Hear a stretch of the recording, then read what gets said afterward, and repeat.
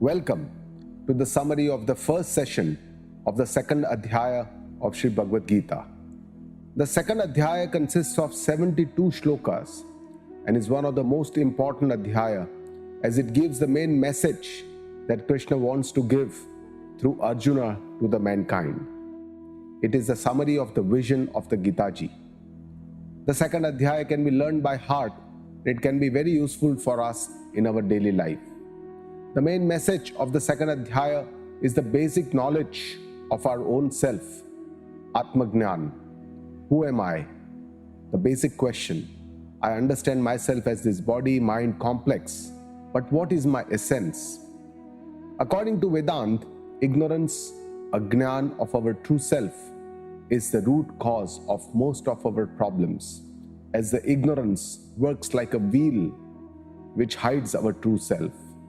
The only solution to this problem is the correct understanding of the reality, the divine knowledge, Gnana, which Bhagavan Krishna reveals in the second Adhyaya. Then Krishna shows us the path to its attainment, the path of action, Karma Yoga. And the final shlokas denote the state of the enlightened wise man who is in firm wisdom, Sthita Prajna. The first verse begins with Sanjaya, who describes Arjuna's condition while he has decided to lay down his arms and sit in the rear of the chariot and declared he does not want to fight this war. He had come fully prepared to fight this war with all his confidence. However, when he saw his own kiths and kins in the opposite army, his entire vision changed. Krishna now prepares to guide him. The first shloka, Sanjaya describes Arjuna's condition, who is in sorrow and despair. Sanjaya uvacha tam tatha krupaya vishtham ashrupurna kulekshanam vishidantamidam vakyam uvacha madhusudana. Engulfed with compassion, with tears filled in his eyes, to Arjuna, who is in despair, Krishna says these words. Bhagavan Krishna speaks for the first time in Bhagavad Gita. So far he has been a silent listener and listened to all the arguments and justifications put forth by Arjuna. Now Krishna is telling Arjuna, your attitude is not proper. Kutastva kashmalamidam. He says, how did you manage to get this kind of despair? Vishame samupastitam. At this time in the battlefield, he says it does not befit an upright person like you, and it will not add to your reputation. Now Krishna uses much harsher words, says, Klaibhyam masma gamah partha. Don't be unmanly, Arjuna. Says, Tyaktva shudram hradaya daurbalyam. And let go of your weak-minded emotions which come from your heart. Uttishta parantapa. And O strong man, you get up, do your duty and fight this war. Arjuna justifies, how can I kill Bhishma and Drona? They are so respected and they are worthy of my devotion. Arjuna now shows his dilemma clearly in front of Krishna. Nacheta dvigna kataran no gariyo. He says, out of these two, I don't know what is better for us. And Arjuna finally surrenders to Krishna, knows his limitation to deal with this situation in his life. He says, Karpanya dosho pahata swabhavaha pruchhami tvam dharma sammudha chetaha yachreyasya nishchitam bruhitan me shishyasteham shadimam tvam prapannam. Filled with the faint-heartedness, I am asking you, as I am confused about my duty, you please tell me what is definitely the most beneficial for me. Shishyasteham, he says, I accept to become your disciple. Shadimam tvam prapannam, you teach me, you guide me, I surrender to you. So accepting to be a student, Shishyasteham, is a very defining moment in Bhagavad Gita, as now Arjuna, who has been a friend of Shri Krishna for all his life, becomes a disciple.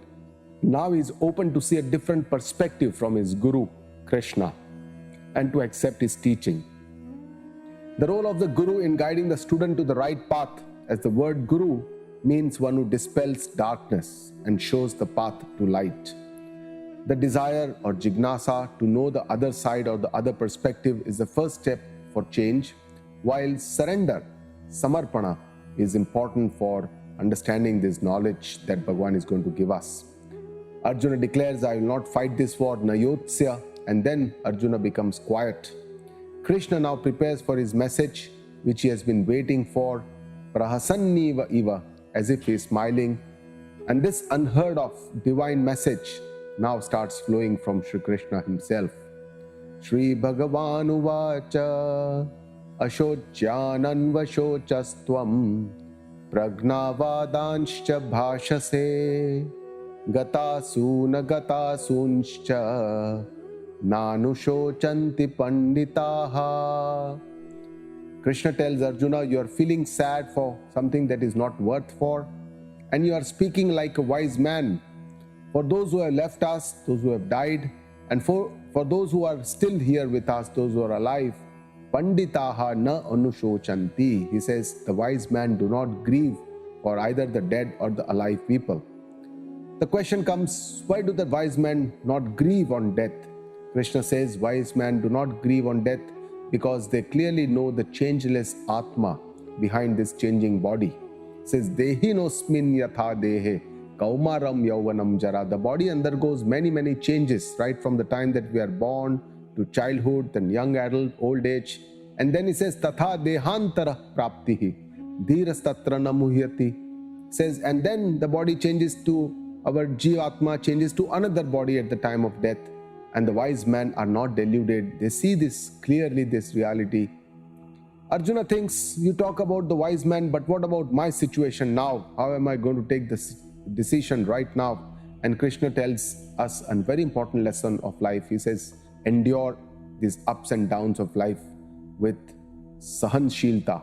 He says, matra sparshastu kaunteya shitoshna sukha dukkhadaha agama paino nitya stantitikshasva bharata. He says, when all these sense organs come into contact with the objects, there will definitely be an experience of dualities in this world, such as heat, cold, pleasure, pain, and they come and go. Agama painaha. They come and go. They are anityaha.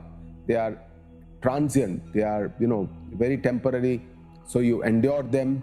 Krishna shows us the reality of this life, that life has its ups and downs, and we need to endure these situations by developing an attitude of equanimity. And he tells Arjuna in the next shloka to remain unperturbed, samatva. He starts a message of samatva in all the situations. He says, Yamhina vyathayantete dhiram.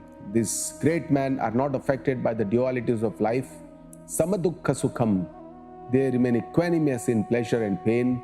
Saha amrutatvaya kalpate. And that's why they become eligible for understanding this atmagnan, this self-knowledge, and they can lead to the freedom or moksha. And this is because they see the indestructible Atma behind all that can be destroyed. Avinashi tu tadviddhi. He says, know that this Atma cannot be destroyed. Yena sarvamidam tatam. Everything is pervaded by this Atma, Sattattva, and nobody is capable of destroying this reality. He says this physical body, anatma, is temporary. Antavanta ime dehaha. He says this body is said to have come to an end. Nityasya sharirinaha.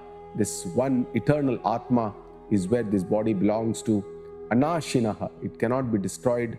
Aprameyasya. It cannot be understood by any evidence or pramana. Tasmat yuddhasva bharata. He says that's why you should fight this battle. Now in the next shloka, the 20th shloka, Bhagavan tells Arjuna that Atma is not born nor does it die. It is changeless. All these are very well-known shlokas of Bhagavad Gita. Najayate mriyate va kadachit nayam bhutva bhavita va nabhuyaha ajo nitya shashvato yam purano nahanyate hanyamane sharire. Atma is never born. It is never dies. It is unborn, it is eternal, it is same, it is ever fresh. And even when the body is killed, the Atma is never killed. And Arjuna then probably must be thinking, what is this death then? Why am I so disturbed? And I fear death. And Bhagavan tells Arjuna, body is just a clothing and death is changing the old clothes and wearing the new ones. Vasansi jirnani yatha vihaya navani gruhnati naroparani. Tatha sharirani vihaya jirnani anyani sanyati navani dehi. Just like a person sheds off his old clothes and wears the new clothes, similarly, Jivatma leaves the old body and enters into a new body. Krishna tells Arjuna that Atma is indestructible. Nainam chindanti shastrani, nainam dahati pavaka. It cannot be destroyed by weapons and it cannot be burned in the fire. Na chainam kledayantyapo, na shoshayati marutaha. Water cannot soak it and wind cannot dry it.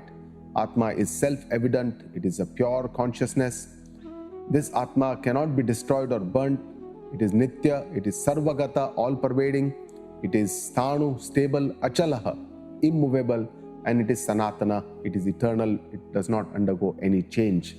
Also, Bhagavan tells Arjuna this Atma has no attributes, has no limbs, no structure. That's why it cannot be seen. He says, Avyaktaha, it is unmanifest, it cannot be seen, it cannot be smelled, it cannot be tasted, it cannot be heard, and it cannot be perceived by any of the senses, Indriya. Achintyaha, it cannot be thought with our mind, it cannot be perceived by the mind. Avikaryaha, it is changeless, it is unmodifiable, and that's why one who knows this Atma like this, Bhagavan tells Krishna, he has no reason to grieve. So far, Krishna explained the absolute reality of this existence, which is difficult for most of us to understand. And therefore now, Krishna is starting his teaching based on our beliefs, but not on the absolute reality. So he tells Arjuna, Athachainam nitya jatam nityam va manyase mrutam. However, Arjuna, even if you believe that this self is always born and it always dies, tathapi tvam mahapaho naivam shochitum arhasi. Even then, O great warrior, there is no reason for you to grieve except the reality of this material world. He says, Jatasya hi dhruvo mrityu. One who is born is destined to die. Dhruvam janma mrutasya cha. One who dies is sure to be reborn. Tasmada pariharyete natvam shochitum arhasi. That's why for something that cannot be avoided, you have no reason to grieve. He tells Arjuna, don't be attached to all this that transiently that you are seeing in this world. He says, Avyakta dini bhutani. All beings are unseen before their birth. Vyakta madhyani bharata. In between they are manifest. Avyakta nidanani eva. And after death they are not seen. So why you want to feel tatraka paridevana? He says, why do you want to feel sad about these transient things that you are seeing in this world? Because our true self, our Atma, is a wonder all the way. He says, Ashcharyavat pashyati kashchidenam. Rare seeker looks at this Atma with wonder. Ashcharyavat pashyati vadati tathaiva chanyaha.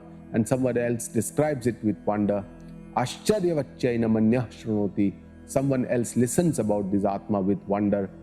And Shutva pienam vedana chaiva kashchita. If you listen, but still many do not know it, it is also a wonder. So Krishna decides now to come closer to the relative reality that we perceive on a day-to-day basis.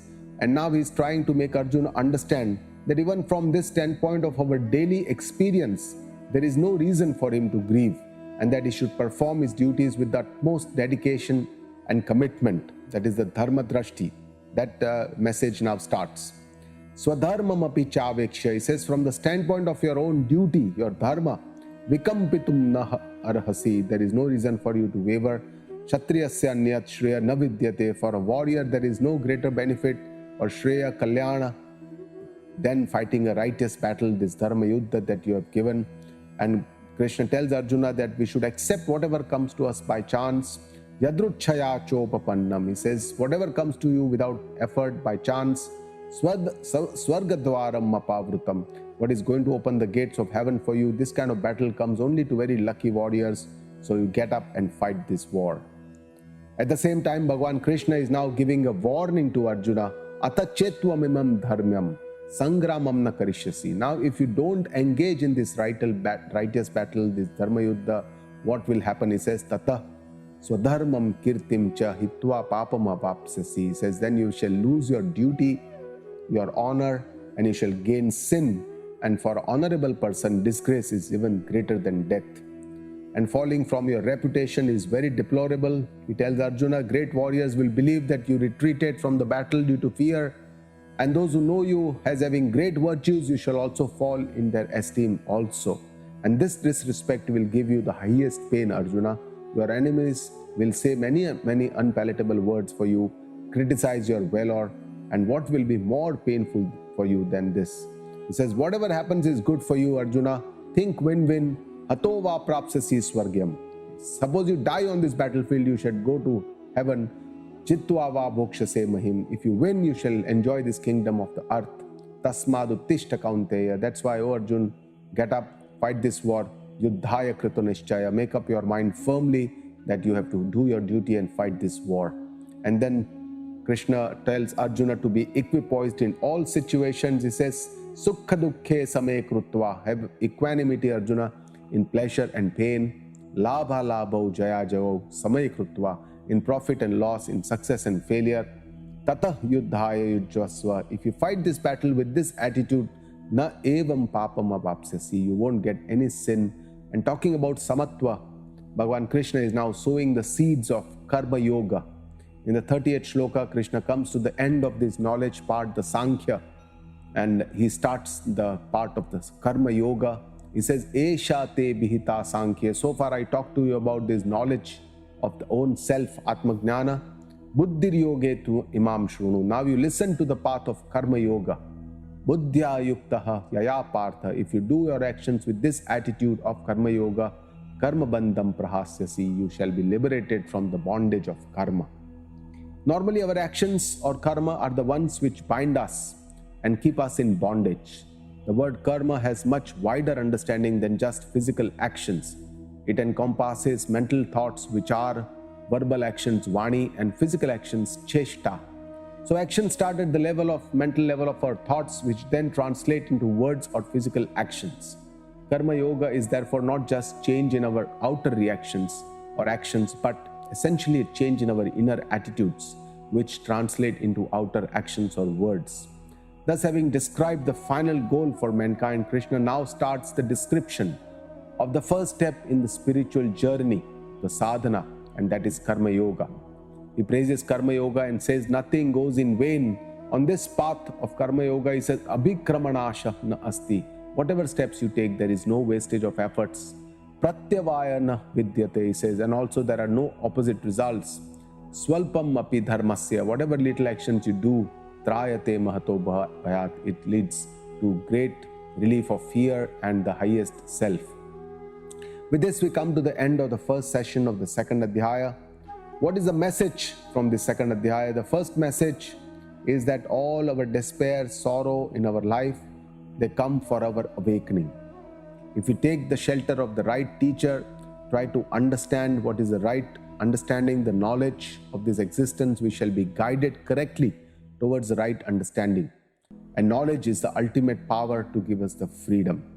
The second message is that all decisions in our life should be based on this correct understanding and logical thinking rather than overpowering emotions. We need to understand whatever we see is not the reality, it is just the tip of the iceberg. The third message is that our efforts are most important in our life. These efforts should be based on our right decisions in the right direction and based on the correct understanding. And the final part, Krishna is going to show us the goalpost of the learned wise man, the Sthita Prajna. In the next second session of the second Adhyaya, you shall hear about the attitudes of Karma Yoga and the characteristics of this wise man, Sthita Prajna. In the first half of the second Adhyaya, Shri Krishna gave the divine message of the true nature of our own self and discriminates Viveka from the non-self, Atma and the Anatma. The true self, Atma, is unborn, does not undergo any change, and it never dies. It is eternal. While our non-self, the Anatma, our body, undergoes a cycle of birth and death based on our karma. From the 39th shloka, he comes to the end of the knowledge part, the Sankhya, and begins the Karma Yoga. And he tells Arjuna that so far I talked to you about the knowledge of the self, now you listen to Karma Yoga. Because if you do your actions with this attitude of Karma Yoga, you will be liberated from the bondage of karma. Normally our actions or karma are the ones which bind us and keep us in bondage. The word karma has much wider understanding than just physical actions. It encompasses the mental thoughts, which are verbal actions, vani, and the physical actions, cheshta. Karma Yoga is therefore not just a change in our outer actions, but essentially a change in our inner attitudes, which translate into outer actions or words. Thus, having described the final goal for mankind, Krishna now starts the description of the first step in the spiritual journey, sadhana, that is Karma Yoga. Firstly, Krishna praises Karma Yoga and says that on this path nothing goes in vain. And whatever steps you take, there is no wastage of efforts and there are no opposite results.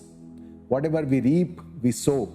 And this system of justice, the law of karma, karma phala, is a very just system created by Ishvara itself.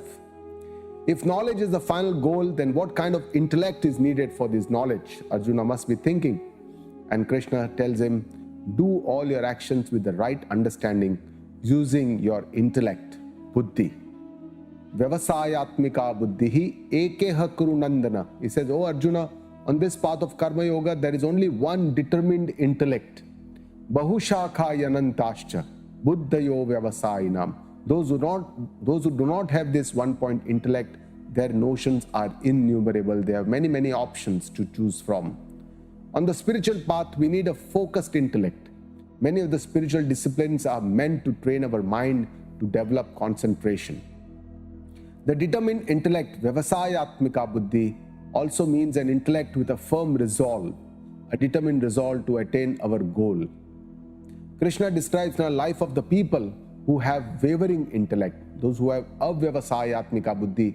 In the next two verses, he says, Yamimam pushpitam vacham pravadantya vipaschitaha. They speak flowery words, they do not think clearly. Vedavadartah partha nanyadasti iti vadinaha.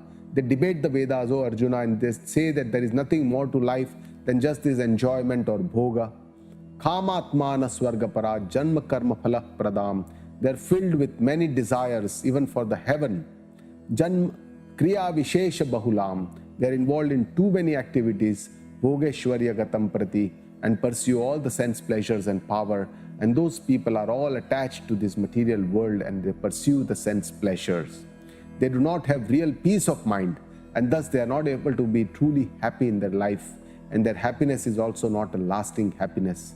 Krishna says, this sense pleasures and this power does not give real peace. Bhogeshwarya prasaktanam taya pahata chetasam. He says, those who are involved in the pursuit of these sense pleasures and power exclusively, their mind is robbed of a well-ascertained understanding. Samadhau na vidhiyate. Peace does not happen in their mind, he says. And in the view of Krishna, a life lived only for material well-being is not the real goal of life. And then the question will come up, what is the real goal of life? And in this 45th shloka, Shri Krishna describes the final goal of our life. It's a beautiful shloka. He says, you transcend the material realms. He says, Traigunya Vishaya Veda, Nistraigunyo Bhavarjuna, Nirdvandvo Nitya Sattvasto, Niryogakshema Atmavan. He says, Veda describes his three gunas. But Arjuna, Nistraigunya Bhavarjuna. He says, rise above all these three gunas. How? He says, Nirdvandva Bhava, rise above the dualities. Nitya Sattvasta, always be in the Sattva Guna. Niryogakshema, let go of the stress of achieving and protecting your achievements. Atmavan Bhava, be master of yourself, be proactive, courageous, patient and persistent. The material pursuits keep us bound to this material reality and does not allow us to taste the infinite bliss. This bondage can only be shattered by rising above the material pursuits. The material reality can only be transcended if we understand the transient, ephemeral nature and we attempt to see beyond this drama, this dance of the matter. For most people, rising above the three gunas of nature is almost impossible due to the strong fixity to the material world, including people, power, wealth, and position. Krishna shows us how we can achieve this Herculean task of transcending the material reality. He shows us 4 ways how we can achieve this seemingly impossible task. The first, Nirdvandva Bhava. He says, rise above these dualities. This life is full of dualities, this dvandva like pleasure, pain, happiness, sorrow, etc., which are two sides of the same coin. Only if we can develop an attitude of samatva, we can rise above these dualities. Second, he says, Nitya Sattvasta Bhava. Always be in Sattva Guna, Daivi Sampatti. Out of the 3 gunas of the material nature like Sattva, Rajas and Tamas, our endeavor in life should be to enhance the Sattva Guna and reduce the preponderance of the Rajas and the Tamas Guna in our pursuits. Sattva Guna means good thoughts, selfless action, values such as honesty, compassion, purity, selflessness and service to the society. And only from Sattva Guna we can transcend all the 3 gunas. Niryogakshema Bhava.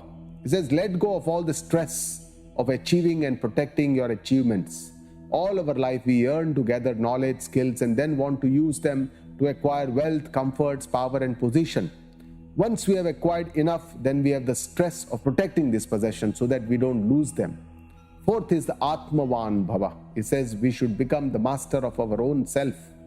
We should be guided and motivated by our own self rather than being dependent on others' motivation. We need the courage to take bold decisions, to take calculated risks, and to have patience and persistence to get the fruits of these results. Naturally, a question would arise, till when should I be doing my actions, and when can I devote myself completely to knowledge? Krishna says actions are necessary till you have self-knowledge, Atmagnan is obtained or attained. And he says, Yavanartha udah pane sarvatah samplutodake. He gives an example that there is, just as there is a purpose of a small pond till it gets overflowed with water, tavan sarveshu vedeshu brahmanasya vijanatah. Till that time, a person who attains divine knowledge, for that person, till that time, Vedic karma are important. Krishna gives a very clear message. He says actions are necessary till we achieve the knowledge of the self or divinity. The question comes, how should we pursue our actions, and what are the principles of Karma Yoga? In the next 47th shloka of the second Adhyaya, which is the most well-known shloka of Bhagavad Gita, Krishna shows the 4 pillars of Karma Yoga, and that's why it is also called the Chatur Sutri shloka of Bhagavad Gita or Karma Yoga. Karmanyevadhikaraste ma phaleshu kadachana ma karma phala heturbuhu ma te sangostva karmani. So there are 4 parts to this shloka. First is Karmani eva adhikarahate. He says your choice, Arjuna, is only in actions, karma. Ma phaleshu kadachana means your choice, your right is not in the results of these actions, karma phala. Ma karma phala heturbuhu. He says, don't do your actions only for the results, but do your actions with the right understanding so that you don't get the bondage. Use your intellect, buddhi. Mate sangha astu akarmani. And finally he says, don't be attached to inaction. Don't be lazy. Don't get into akarma, Arjuna. And this verse gives 4 important pillars of Karma Yoga and explains the right attitude towards karma. Let us understand each. Karmani eva adhikarate. We are all engrossed or attached to actions all the time. Our choice or our right is only in the actions. We can decide what we want to speak, how we want to act, what we want to behave, how we want to start a particular new venture or a project.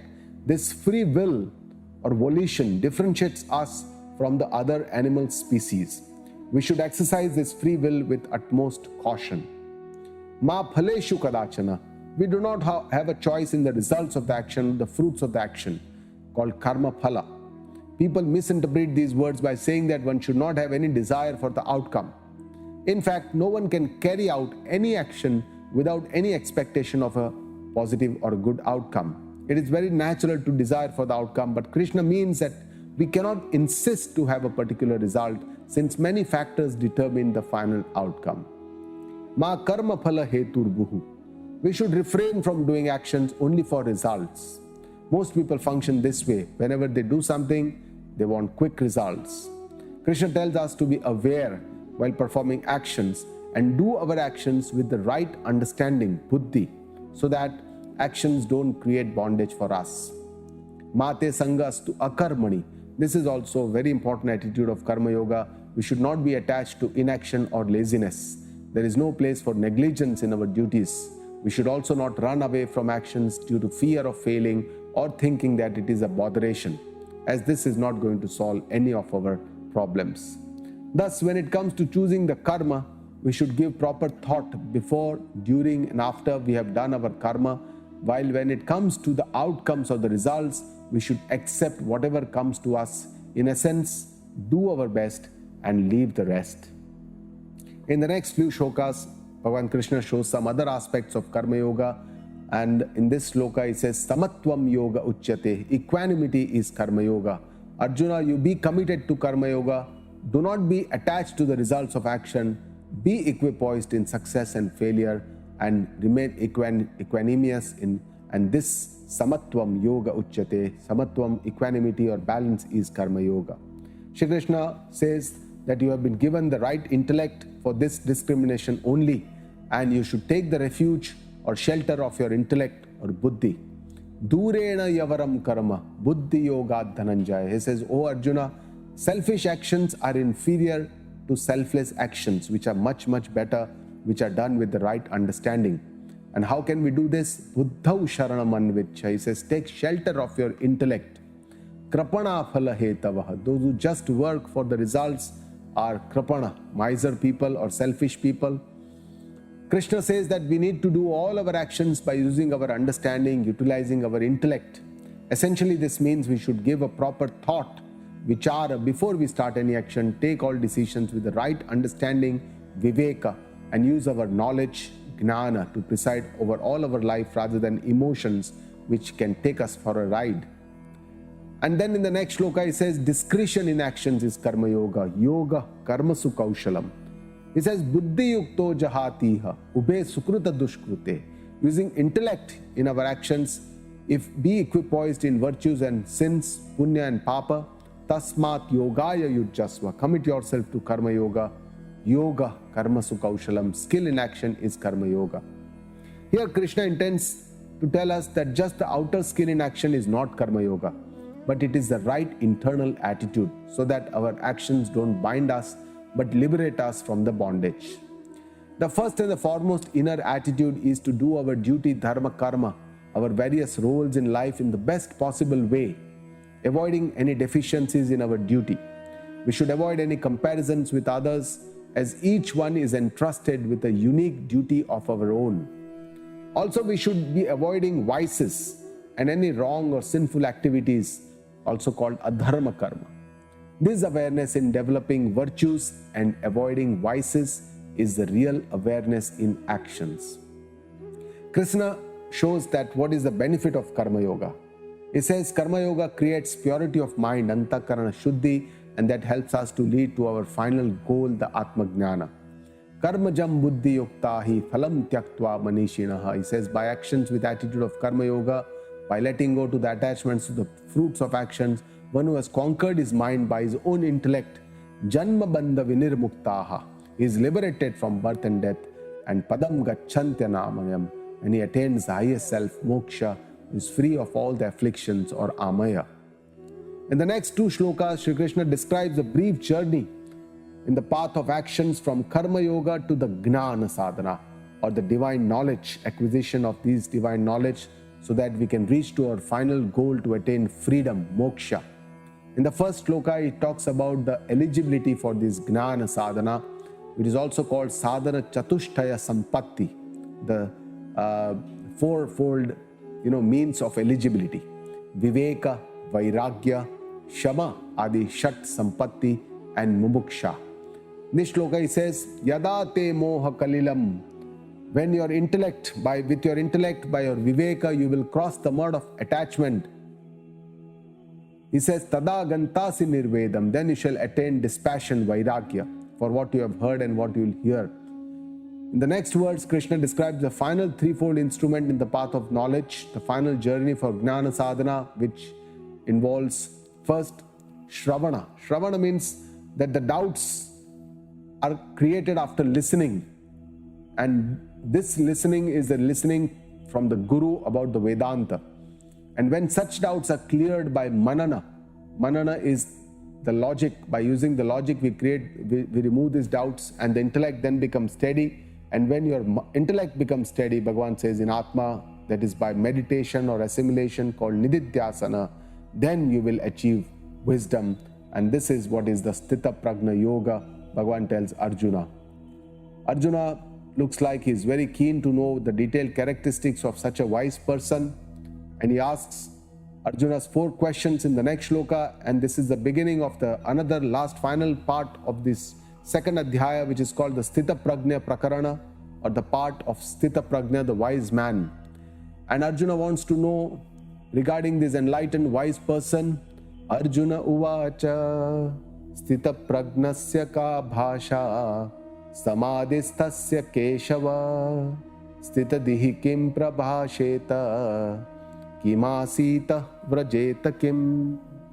So Arjuna asks 4 questions. First is Sthita Pragnasya ka bhasha. He says, what is his or her language? Bhasha means lakshana, and here we should mean attributes. He says, Kim prabhasheta, how does he speak? Kim asita, how does he or she sit? And Kim brajeta, how does he walk? And these are the 4 questions Arjuna wants to know. How can he identify an enlightened mind with a steady wisdom? Shri Krishna answers each question chronologically in the next verses. Answering the first question, ka bhasha, what is the language? Bhagavan shows the attributes of this person. He says, Shri Bhagavan Uvacha Prajahati Yada Kaman Sarvan Partha Manogatan. When all the desires, as they appear in the mind, they are given up. Atmani eva atmana tushtaha. And that person is happy in one's own self alone. Atma Swarupa Sthita Pragnaste Dochyate. Then that person is called firmly ascertained in knowledge, a Sthita Pragna. Krishna clearly shows how desires is the root of many of the evils or miseries of our life. Now answering the second question, Kim Prabhasheta. How would this person speak? Meaning, how would that person respond to daily situation? Krishna answers, Dukkheshvanudigna manaha, is not agitated in grief or sorrow. Sukheshu vigata spruhaha, has no longing for happiness or joy. Vitaraga bhaya krodhaha, is free from attachments, fear and anger. Sthitadhir muniruchyate, that wise man is called a Sthita Prajna. The wise man knows that affection is fine, not the attachment. That's why Yah sarvatra anabhisne ahaha tat tat prapya shubha shubham. That wise man is without much attachment when he encounters pleasant or unpleasant circumstances. Na binandati na dveshti tasya prajna pratishtita, does not rejoice, does not hate anyone, and only then the knowledge becomes steady for that Sthita Prajna person. So Sthita Prajna person knows that love is a virtue when it is non-discriminating, selfless, whereas too much of love or attachment, abhisneha, too much of affection causes this attachment, leading to control, possessiveness, discrimination, selfishness and manipulation. This attachment is the cause of many of the problems and miseries due to the delusion or moha in the understanding that it causes within us. So now Bhagavan Shri Krishna answers the third question, Kimasita. How does that person sit? Meaning, what is the control over his or her mind for that wise man Sthita Prajna? Krishna says that this person has a good sense control, Indriya Sanyam, and gives an example of a turtle. Yada samharate chayam kurmongani va sarvashaha. He says, just as a turtle withdraws all its limbs into the shell, when one withdraws all the sense organs from the objects of desire, indriyani indriyarthebhyaha tasya prajna pratishtita, only then one attains his firm wisdom to become a Sthita Prajna. In this beautiful verse, Krishna emphasizes the control over our senses, Indriya Sanyama. There are 5 knowledge senses, Jnanendriya, through which we perceive the outside world, and there are 5 action senses, the Karmendriya, by which we carry out all our actions. Thus we have 10 senses or Indriya. When Krishna talks about sense control, Indriya Sanyama, predominantly it involves knowledge senses, the Jnanendriya, because they are most naturally outgoing, they are Bahirmukha and they keep vacillating. The 2 most important are the sense of seeing, Chakshurendriya, and the sense of listening, Shrotrendriya, apart from the sense of touch, taste and smell. These are always eager to visit places outside Indriya Vishaya Sanyoga, and they want to enjoy the perceived pleasures of the Bhoga. For example, we are always eager to see what are our messages on the phone and on all the things that are happening around us. These naturally tuned outgoing senses, Bahirmukha, do not allow us to go inwards, Antarmukha, and look deep within our own self. So sense control, Indriya Sanyama, is the first step, an important part of the spiritual practice, and often is the first step in the awareness of our higher self. How can we control these hidden, suppressed desires? Krishna says the final relief from seeking is only by attaining the Supreme or the Divine. Vishaya vinivartante niraharasya dehina. He says, for the indweller, for the Jiva, Shivatma, the objects are renounced, but the senses do not feed on them. Rasavarjam rasopyasya, but that longing that rust, the deep desire remains within us. Param drashtva nivartate, it says, which gets relieved only by knowing the Supreme Brahman. The final stroke to all our desires is only by knowing our real self, our Atma Swarupa, as part and parcel of the divine Brahma Swarupa. This divine knowledge relieves the sense of doership, kartrutva, which binds us to the actions. Krishna now describes the power of the senses. He says, Yatato yapi kaunteya purushasya vipaschita. Even for the person who is making efforts on this path, who is a seeker, who is a sadhaka, and who sees with clarity, who has viveka, Indriyani pramathini, the sense organs are very powerful. Haranti prasabham manaha, they kidnap also the mind by force. So these sense organs are so chanchal, active, they are very obstinate, jiddi, and they are very powerful, pramathi, and they do their work with great force, often without our alertness or understanding. We experience daily how strongly we are attracted to our weaknesses like good food and others. Unless we become aware of this routine goes on for the lifetime and many lives. So what should we do? Krishna says, control your senses and your mind. He says, Tani sarvani sanyamya, control all your sense organs. Yukta asita matparaha, be equipoised, have balance, have a firm resolve, and surrender to me. He says, Vashehi yasya indriyani, one whose senses are restrained, tasya prajna pratishtita, then only knowledge becomes firm. Krishna loudly announces to all of us through Arjuna to have a restraint over our sense organs. He does not say don't indulge in the objects by the sense organs, but he is telling us to have a kind of awareness, a kind of balance, samatva, while we interact with the worldly objects and worldly persons. And this awareness can only come with the right understanding of the transient, ephemeral nature of the objects and the people.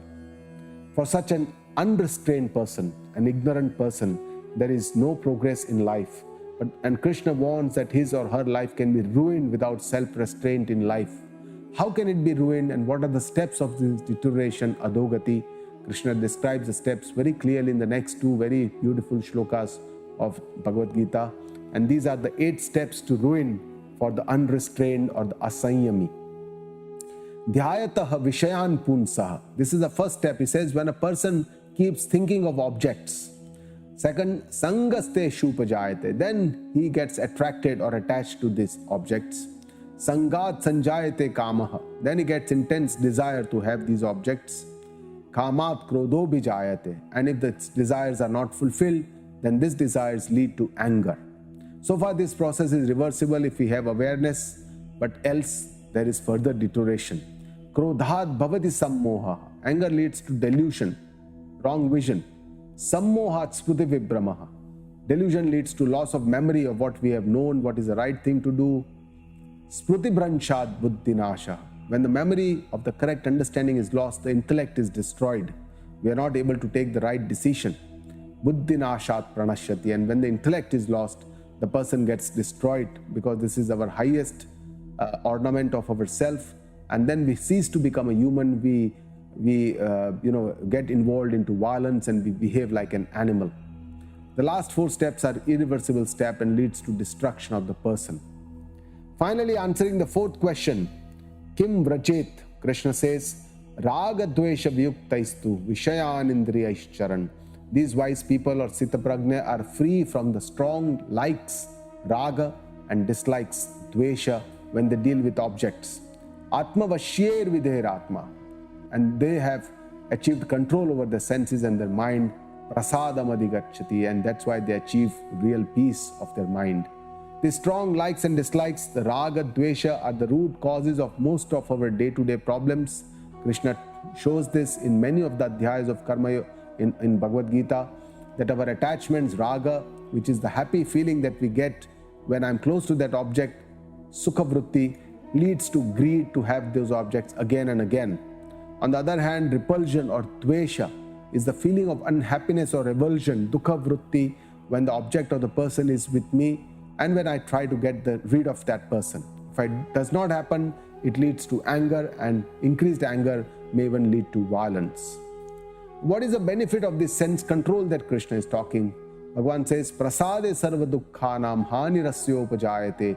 When the mind is peaceful, all the miseries disappear. And for a person who is at peace, intellect soon becomes firm, sthita prajna. So peace of mind, prasada, is what we all yearn in life. We all want to be happy in life. However, we do not know what is a real happiness and what will give us this lasting peace. That is why we keep running around the worldly possessions which entice us to give us happiness and peace, but often end up giving us bondage and miseries. Krishna tells us that real happiness is when our mind is at peace. Krishna says, what happens to a person who does not have this restraint? He says that person's knowledge does not become firm, and a person who does not have balance, there is no contemplation. One who is not contemplating, there is no peace. Asantasya kutah sukham, and one who has no peace, how can that person be happy in life? Krishna tells us clearly that an unrestrained person who has no control over his senses can never become happy in life. He or she cannot take proper decisions as the mind keeps vacillating between different options and the person remains confused. There is no inner contemplation or introspection, looking towards our own self, as we are obsessed with the outer world and its people. Krishna again warns that the sense organs are very powerful.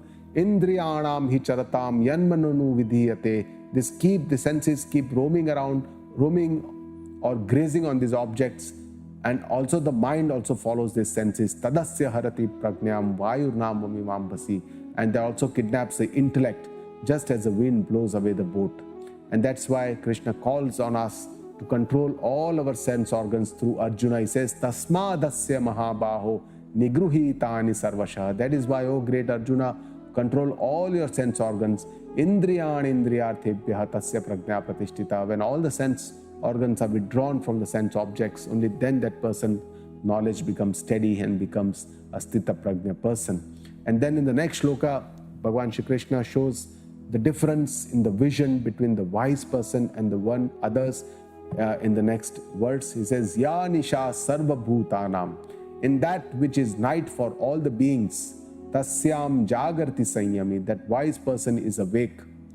Yasyam jagrati bhutani, where all the beings are awake, sa nisha pashyato munehe, that is for the night for the wise person. So towards the world, or the relative reality, the unwise, the ignorant is fully awake, while the wise person is asleep.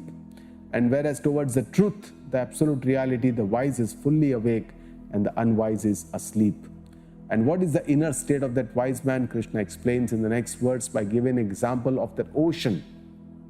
He says, just as the water enters the ocean, which is brimful and remains unchanged, all the desires arise and they enter into the sthita prajna without creating any ripple or change inside. Sashantim apnoti na kam kami, and that person has a real bliss, not the one who has many desires and gets affected by these desires. Now we are coming to the end and the final two verses of the second Adhyaya. Shri Krishna shows us the two steps to our final goal, and he describes the journey of the wise person, the journey of a seeker to become a wise. The first, he says, Vihaya kamanya sarvan, one who has left all the binding desires, all the selfish desires. Pumans charati nispruhaha, a person lives without any longing or attachment to these worldly objects, persons, places. Nirmama, without attachments. Nirahankaraha, without any ego, pride. Sashantim madhigacchati, that person attains peace. And this is the first step of the spiritual journey to obtain this antakarana shuddhi, peace of mind. And this involves many spiritual practices to reduce our binding desires. The main ones are the attitude of karma yoga and devotion to the Almighty, bhakti yoga. This helps us to lessen our attachments to the world, its people.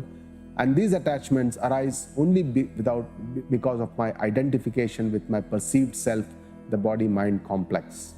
And in the final verse, the final goal is showed by Shri Krishna. He shows our final goal, freedom, inner freedom or liberation, also called as moksha. Esha Brahmi Sthiti Partha. He says, O Arjun, once you attain this Brahman state, Nainam Prapya Vimuhyati, there is no going back to attachment or moha. Sthitva Syam Antakalepi, even if you achieve this state at the end of the very end of the life, Brahma Nirvanam Ruchati, one attains complete inner freedom or moksha. Krishna describes the ultimate goal of the human life in this final verse. It is a complete liberation from all our limitations, imperfections, and incompleteness that we perceive within us. This inner freedom or moksha is to be achieved in this life, as it is only possible in the human life. This Brahman state or Brahmi Sthiti is possible only by knowing the Brahma as the universal spirit, that is Brahma Jnana, and with firm wisdom becoming a Sthita Prajna, knowing that the same consciousness is the very essence of my own self, Atma Jnana, Aikya Jnana, or knowledge of the oneness between our own real self, Atma, and the eternal or the divine, the all-pervading divine self, the Brahma. This state, when reached during the lifetime, is called Jivan Mukti, or freedom in life, also called Sadeha Mukti. After death, such a person does not have to undergo the cycle of repeated births, and this is called freedom after death, or Videha Mukti, meaning he does not have any more births after death. This is the final goal for humans according to our scriptures. We come to the end of the second Adhyaya. Om Tat Saditi Srimad Bhagavad Gitasu Upanishatsu Brahma Vidyayam Yoga Shastre Shri Krishna Arjuna Samvade Sankhya Yogo Nama Dvitiyodhyayah.